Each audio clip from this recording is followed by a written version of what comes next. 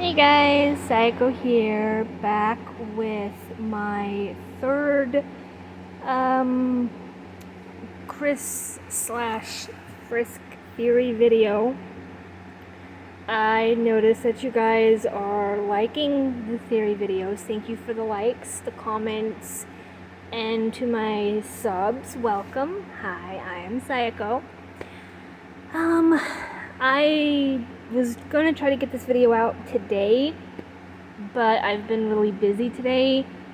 But that's also given me time to gather my thoughts on how I wanted to approach this third video. I've been going back in my head and I've been trying to figure out different ways I could go into this. And I think there's really only one way to go into this. I feel like I kind of left it on a bit of a cliffhanger the other night. Like I said, it was late. It was like 3:35 in the morning. I was tired.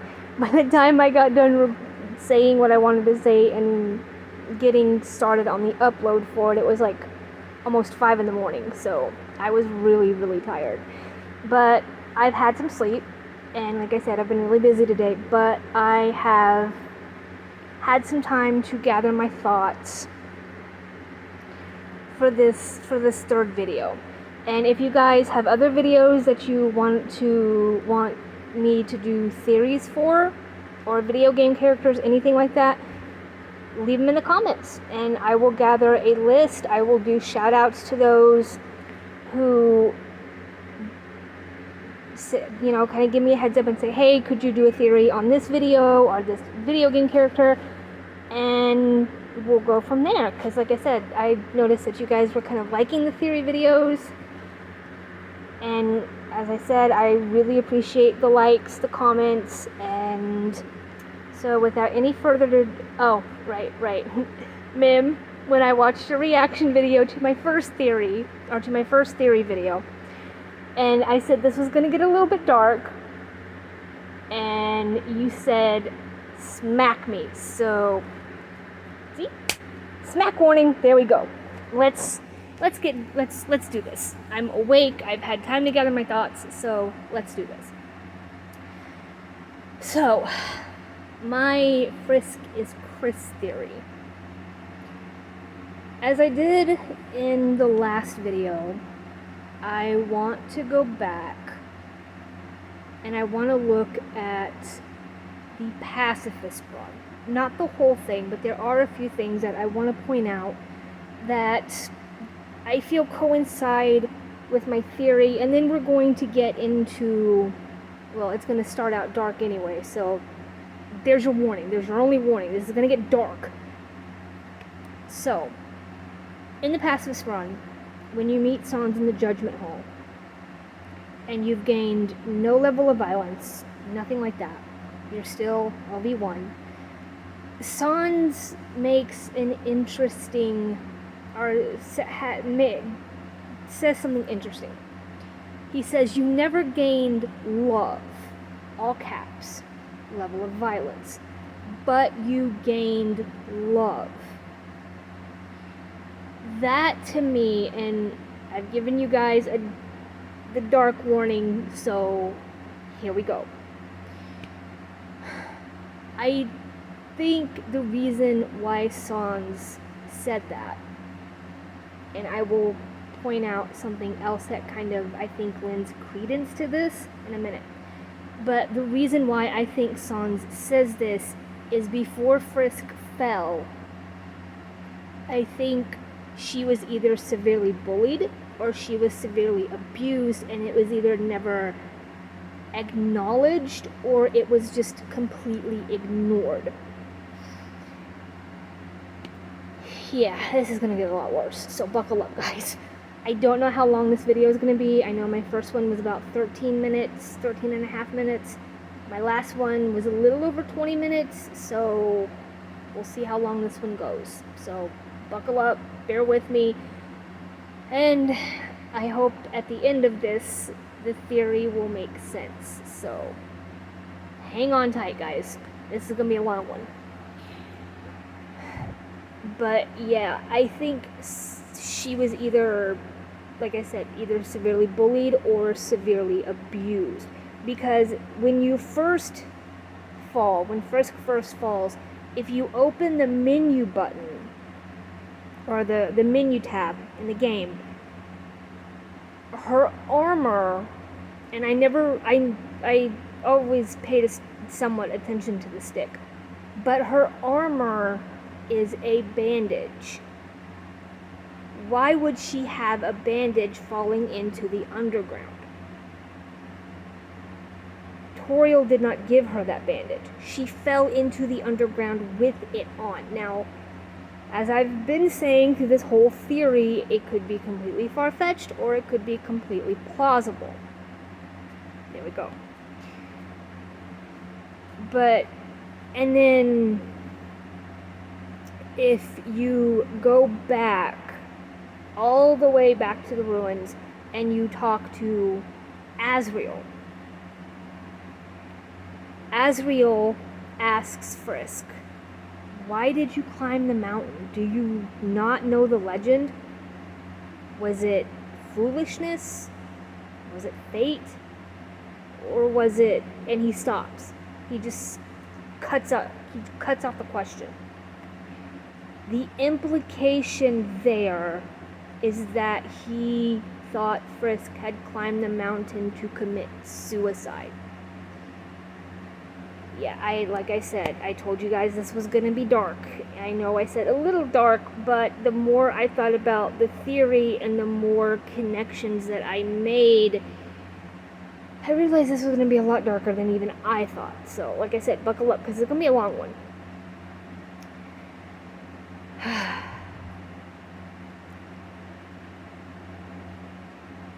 Oh god, I lost my train of thought. I'm sorry, guys. Give me a second.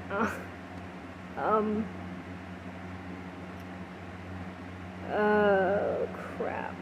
Okay. Yeah, give me a second. Okay, I got it. Like I said, bear with me. I do this. I lose my train of thought. Just hang on.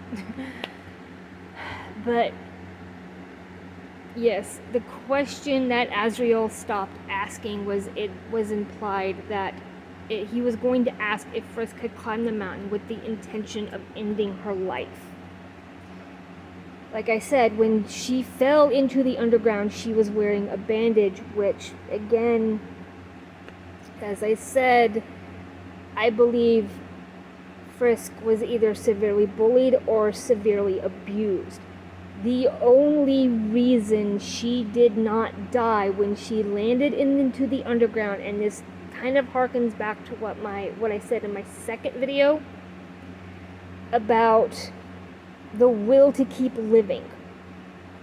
I don't think Frisk actually wanted to die. She just wanted to escape those that were hurting her. I don't think her intention was ever meant to actually end her life.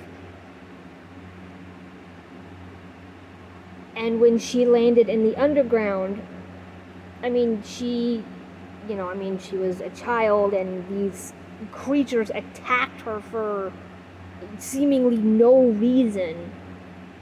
But, like Son said, in the end, she never gained love, but she gained love. She found friends. She found a family. And when she helped Azriel at the very end of the pacifist run, that gave her the resolve to change her friend's fate, like I said in the last video. She used her determination to change their fate. Not her own. I don't think she wanted to go back to the surface. I think, from my own perspective and my own observations, I think she was content down there, but in her own mind, she felt like they didn't deserve to be trapped. Now, here is where, like I've been saying, it'll make sense. I hope. I promise. I hope it will all make sense soon. As I said before,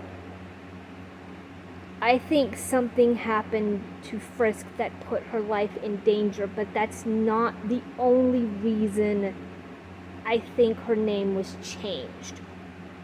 Before, I said it was a means to protect her, to save her, and while I'm still sticking to that, there is something else that I'm going to tack onto that in a little bit.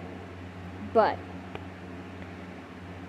again, the last little bit of the pacifist run, whether you choose to be the ambassador or not, if you don't stay with Toriel, as I said in my second video, you're on your own. But also the reason I think Sans and Papyrus, again, as I said before, they didn't settle in the town as quickly is because they were following Frisk. Now, here is where my theory gets dark. I think that Frisk was in the city.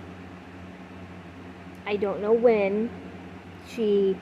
Well, first off, let me backtrack a little bit. As I don't think Frisk was entirely comfortable with humanity, for one. I don't think she liked being around humans. She didn't mind the monsters, but I don't think she liked to be around humans. I don't think she stayed on the surface after she freed them. Especially if you choose not to stay with Toriel. I don't think she remained on the surface. I think she returned to the underground. I think a little more she returned to Snowden. It's, now in my head this clicks because it's the first town that she comes to. There's people, they're friendly. I mean, Grillby's is there. Sans took her there to hang out. She hangs out with Papyrus in their house, after their little, fight. I think she went back to Sans and Papyrus's. Straight up. I think that's where she went. I don't think she stayed on the surface. I think, or if you choose to stay with Toriel, I think she would hang out in the underground during the day and she would return to Toriel's at night. The theory kind of works both ways, I guess. But I think she was out in the city one day. Like I said, this is where it gets dark, so buckle up and hang on, guys. I think she was out in the city one day. Somebody recognized her. They followed her. They cornered her. And they, for lack of any other way to put it, they beat her, like to the point of nearly killing her. And my theory about the gap is going to come in a little bit, but I think somehow she tried to get back to the underground, and I think Papyrus found her first. And the reason I say that is because in the end of Deltarune Chapter 1, when Sans is talking to Kris, he does mention Papyrus, but not by name. If you go back in and you pay attention to the dialogue, he mentions Papyrus, but he says you're something to the effect of, you're going to be hanging out with somebody that's very great, but the word great is all capital. And I'll get back to that in a little bit. I think Papyrus might have found her first, and then Sans shortly after. I think they took her back, not to Toriel, though I do think they kept Toriel in the loop, which again, and I'm kind of reverting back to the end of Chapter 1 in Deltarune on this, when Toriel is having an absolute panic attack trying to find Kris. She can't get a hold of her. She can't get her on her cell phone. Nothing. She's freaking out. Again, I'll come back to that. But, like I said, I think Papyrus might have found her first. And I think she was so severely injured, they wouldn't have made it tutorial. Or I don't think they would have made it really very far, honestly. I think Frisk was that badly injured. Sans teleported them back to the underground because, as I said before, I don't think she was comfortable around humans. The monsters, they didn't bother her. Humans, not so much. I think they nursed her back to health the best that they could.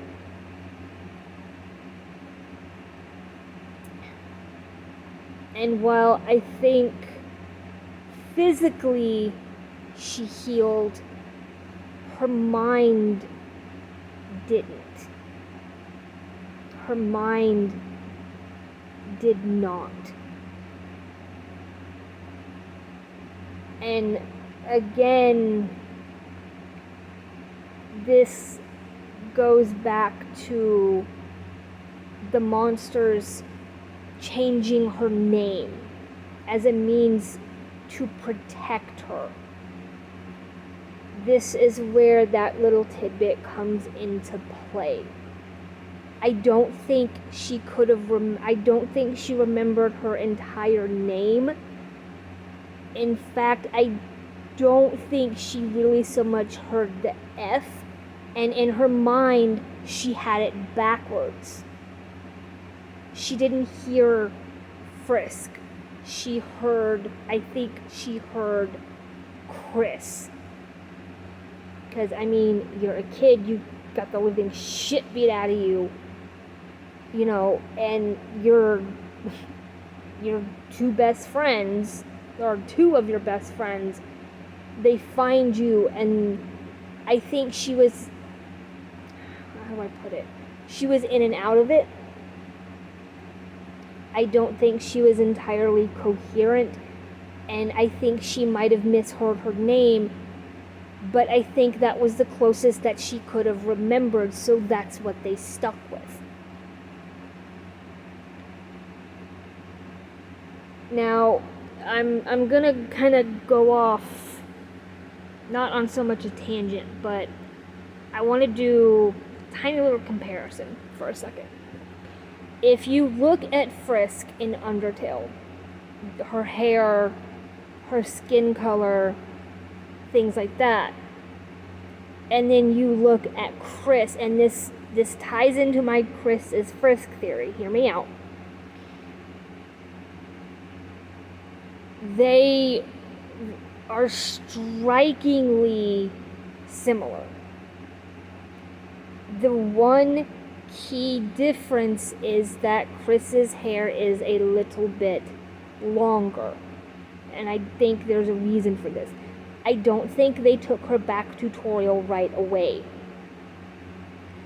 I think that they kept her underground. Like, not like as a prisoner or anything like that, but they did it to protect her. They did it to keep her safe. And they let Toriel and Asgore and Azrael see her, so she could not so much remember, I don't think, names, but more like a visual familiarity to her.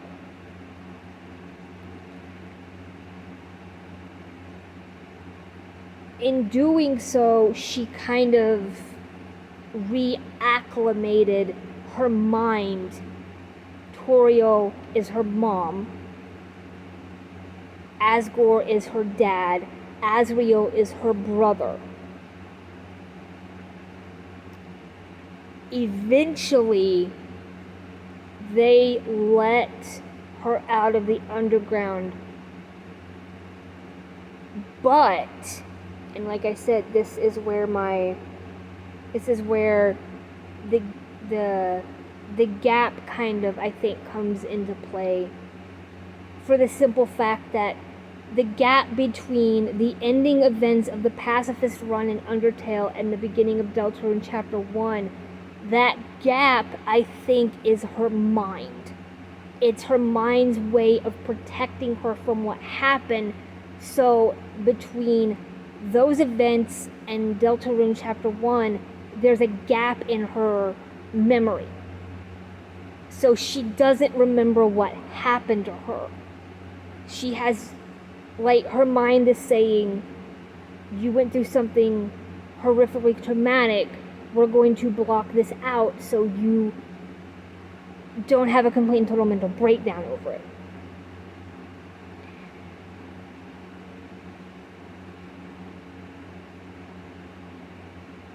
So,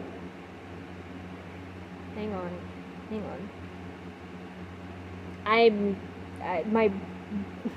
I feel like I'm breaking my brain here, guys. My brain's locking up on me. Hang on. Bear with me a minute. Okay.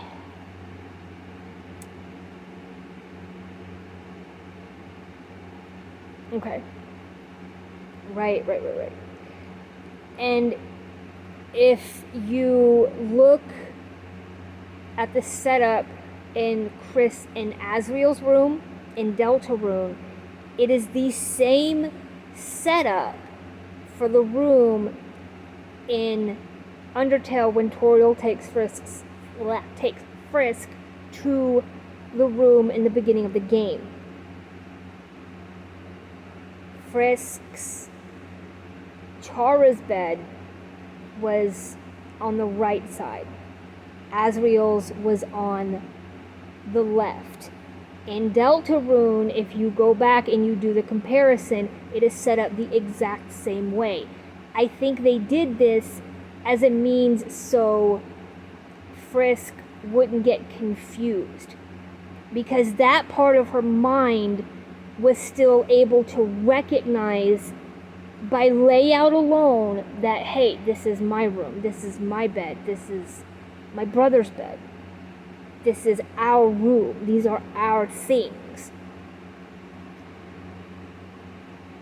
And let me go back again to, like I said, I'm sorry if it seems like it's all over the place. It makes, like I said, it makes sense to me, and I'm really hoping by the end of this it makes sense to all of you. When Sans is talking about Papyrus toward the end of Chapter 1 in Deltarune, and he says, you're something to the effect, it's been a while since, I'm actually going back and replaying Chapter 1, and I haven't gotten that far yet. But Sans says something along the lines of,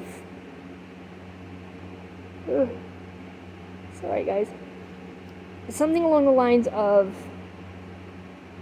he's like, you're gonna meet my brother, he's very great, something kind of along those lines. Like I said, I'm going back and I'm replaying Chapter 1, so I don't remember the exact dialogue, but it's something along those lines. But the word great is all capital. Like, Sans is trying to, like, subtly jog her memory. Like, you remember my little brother, you know who he is, he's the great Papyrus. I think it's all capital as a means to try to get her to remember, you know him, you recognize him. But Papyrus is not there at the moment. And I think the reason why that is because, like Asriel, Papyrus is off at college. Now, I have seen Mimberly's reaction to the third installment of Jaru's, Well Say video. And it does mention, he did mention that it says in the game, you'll see Papyrus when you see your brother, which tells me that they're both off at college. Monsters in college, awesome thing. Awesome, cool. So when Azrael comes home from break, Papyrus will come home from break, but that part doesn't really make a lot of sense, because Sans is talking about Kris hanging out with Papyrus the following day, which could mean that Papyrus may be coming home sooner than Azrael. A lot sooner than Azrael. For what reason, I don't know. But, there you go. Let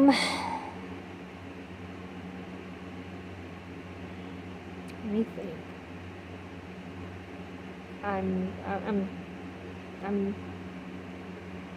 Oh, yeah.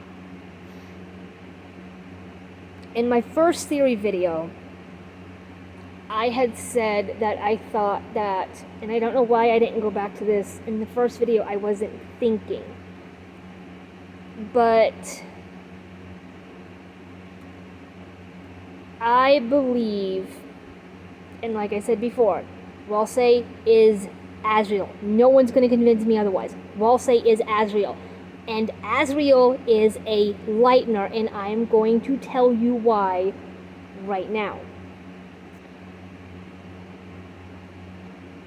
As soon as I get my freaking brain to work, guys, I'm sorry. I'm so sorry. I'm very, very sorry. Lightners can move around in the above world. Darkners, they go into the above world or the light world, they become objects. Okay?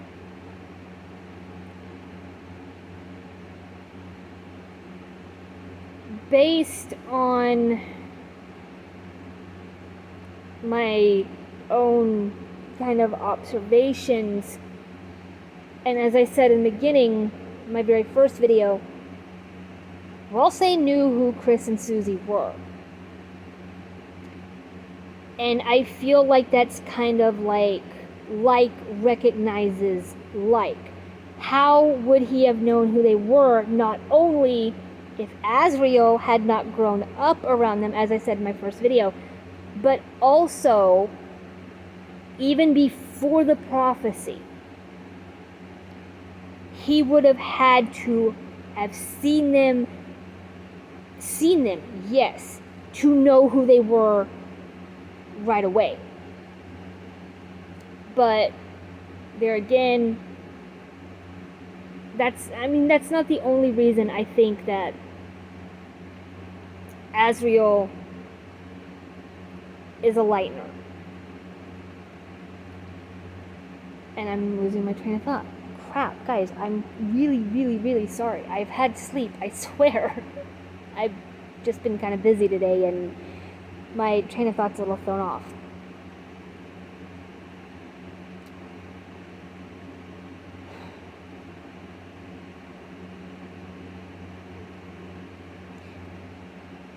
I believe, this is what I think.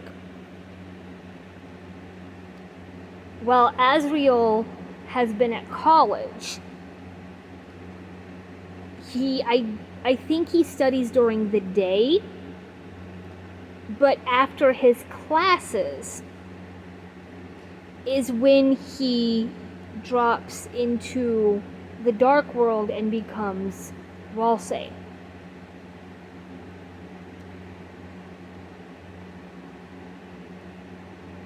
Now, again, hear me out.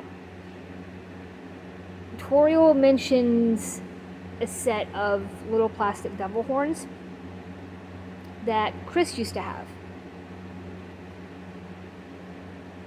I think the whole outfit, the whole getup thing as being Walsei is kind of like Azrael's alter ego. He's Azrael in the light world, but he is Walsei in the dark world. Case of secret identity kind of thing, I think.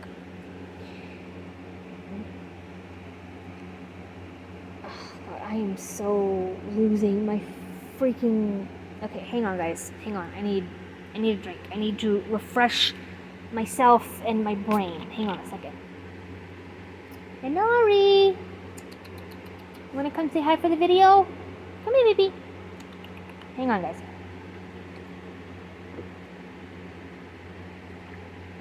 Yeah, I was thirsty. Come on. Wanna come say hi?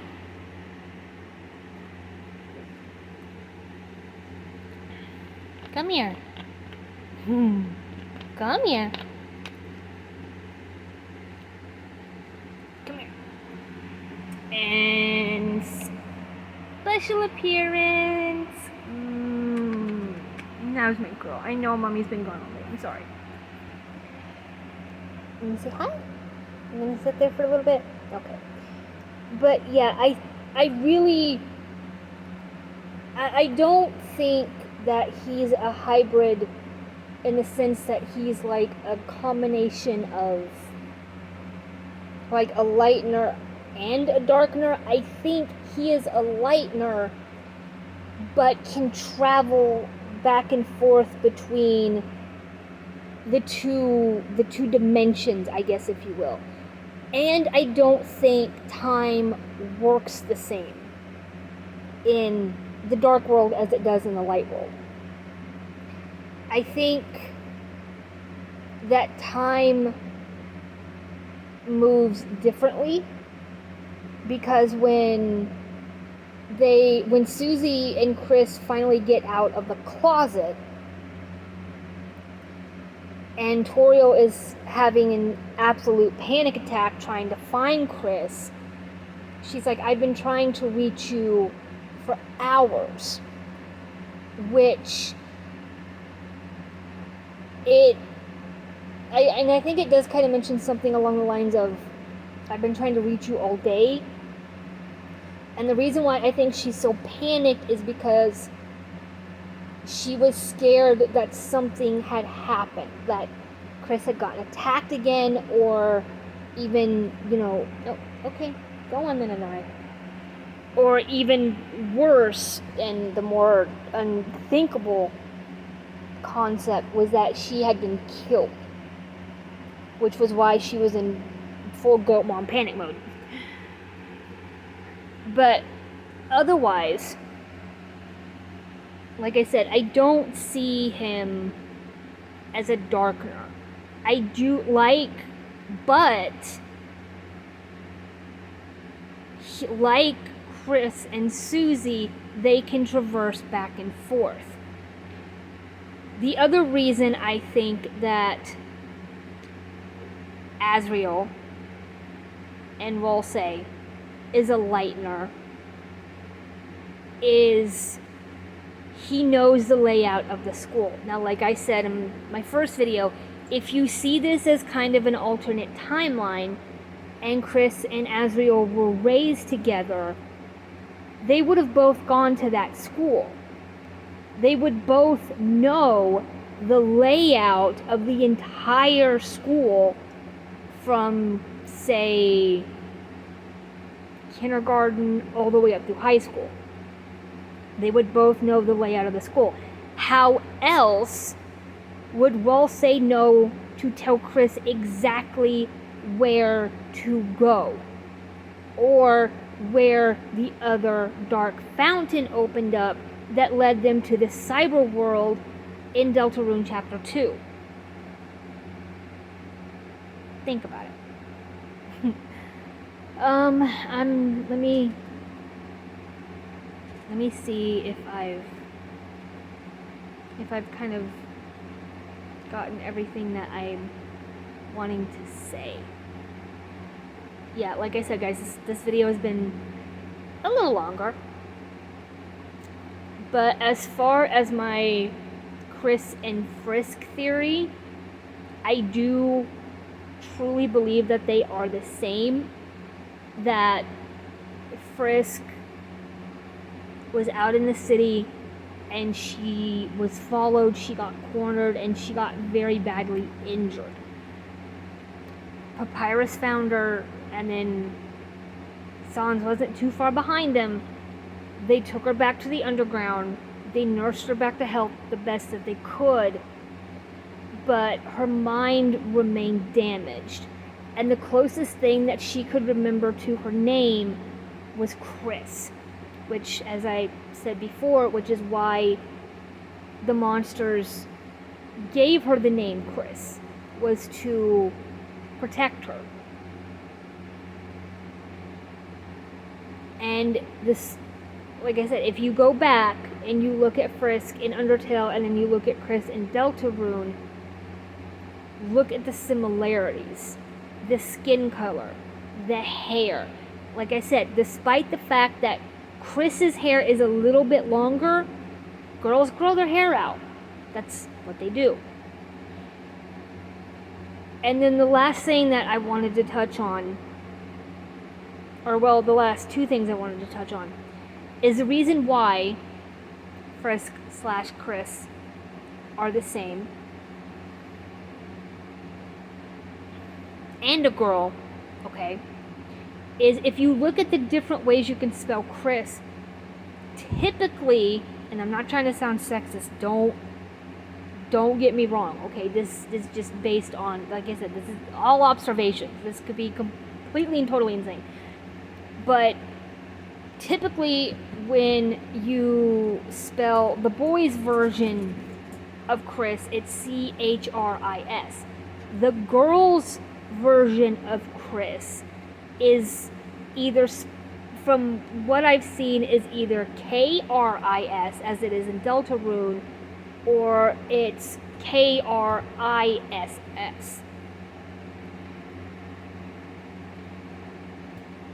But those are my thoughts. Those are that pretty much, I think, kind of sums up my theory about Kris and Frisk being the same.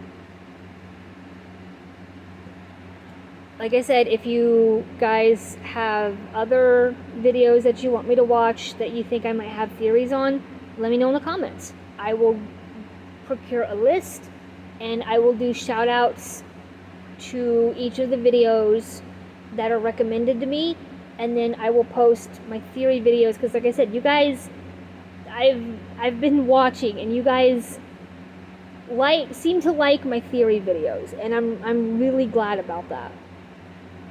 So like, comment, subscribe, and like I said, to all my subscribers, welcome. Thank you for the sub. You are on Sayako's channel. And this has been my Kris/Frisk theory. I hope you guys enjoyed it. If you want to see Mim's reaction to my first video, it's over on her channel. I will leave the link in the description for her channel so you guys can go watch it. Or if you want to look for it under my channel, all you have to do, you go in the search bar and just type in Sayako, Sieko, and it should pop up. So that's my Kris/Frisk theory. I hope you guys enjoyed it, and I hope this has given you guys something to kind of chew on and go over, and I will see you guys in the next segment. Peace out.